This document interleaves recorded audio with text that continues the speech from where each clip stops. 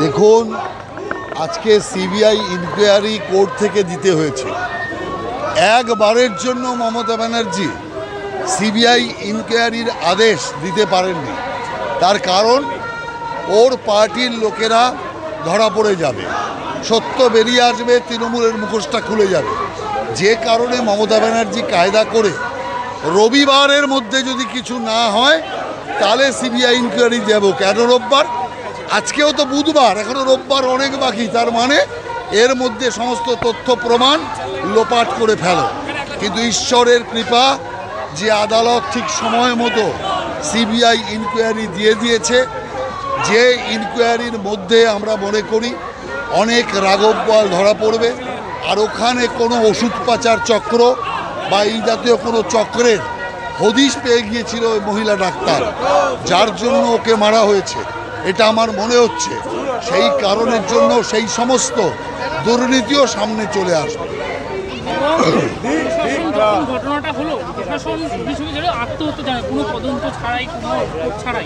প্রশাসন চেয়েছিল যে বিষয়টা আত্মহত্যা বলে চেপে দেবে, তারপরে যখন সেটা হতে পারল না তখন চেয়েছে সঞ্জয় রায়কে এনকাউন্টার করে মেরে দিতে, যার জন্য অভিষেক ব্যানার্জি বলেছে যে সঞ্জয় রায়কে ওকে এনকাউন্টার করে দেওয়া উচিত।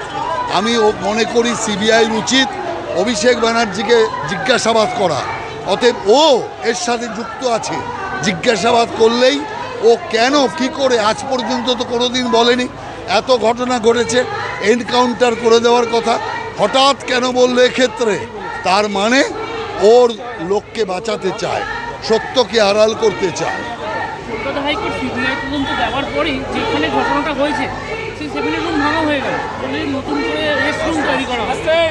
না না, ভাঙচুর যেটা হয়েছিল সেটাকে এখন কিছুটা আটকে দেওয়া গেছে, কিন্তু আমি মনে করি এইটা করে সত্যকে আড়াল করার এবং তথ্য লোপাট করার কাজ হয়েছে। রাজ্য পুলিশ এটা করবে, কলকাতা পুলিশ এবং রাজ্য সরকার সিবিআই তদন্তে বাধা দেবে, এতে কোনো আপত্তি নেই, বাধা দেবে। কিন্তু আমি মনে করি সিবিআই সমস্ত বাধাকে অতিক্রম করে বিলম্বে হলেও আসল দোষীদের সব লোকচক্ষে সামনে নিয়ে আসবে।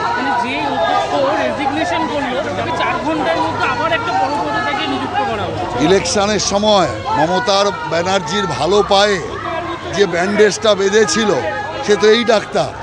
অতএব এই ডাক্তার যদি ভান্ডা ফুটিয়ে দেয়, চারিদিকে জানিয়ে দেয় পা ছিল ভালো, ইলেকশন স্ট্যান্ডের জন্য আমাকে ব্যান্ডেজ বাঁধতে হয়েছে, তাহলে মমতা ব্যানার্জির মান সম্মান কোথায় গিয়ে দাঁড়াবে?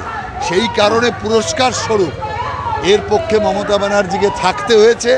আর শুধু পুরস্কার নয়, সত্যকে চেপে রাখার জন্য ওই দুর্নীতিগ্রস্ত যে সুপার তার সাথ দিতে হয়েছে মমতা ব্যানার্জি।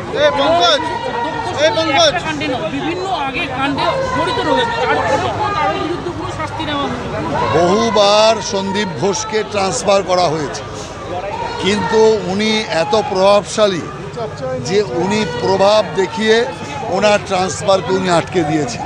তার মানে ওনার যোগাযোগ সরাসরি মমতা ব্যানার্জি অভিষেক ব্যানার্জির সাথে। নইলে অভিষেক ব্যানার্জি বলে যে সঞ্জয় রায়কে এনকাউন্টার করে মেরে দাও, কারণ সঞ্জয় ঘোষ এনকাউন্টার হয়ে গেলে সব তথ্য চাপা পড়ে যাবে, আর কোনো কিছু থাকবে না, এটাই চেয়েছিল। তার মানে ওর খুঁটির জোর কোথায়? এর থেকে বোঝা যাচ্ছে যে দুর্নীতি এবং এই জাতীয় জঘন্য লোকদের সাথেই কালীঘাটের ওঠা বসা।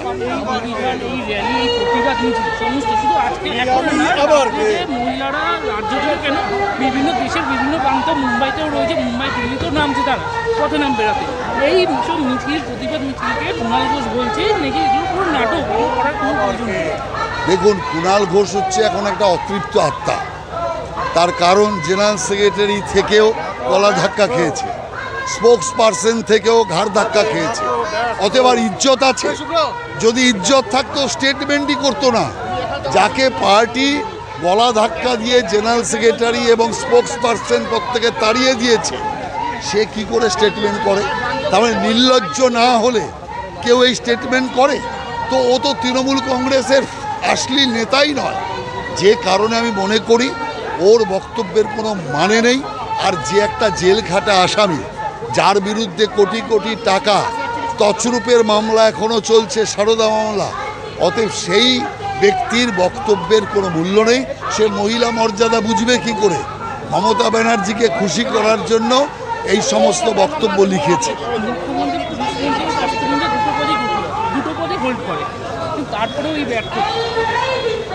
আগে একবার উনি মন্ত্রীদের নাম্বার দেওয়ার ব্যবস্থা করেছিল, 3 বার হয়েছিল, তারপরে বন্ধ কেন করে দিয়েছেন?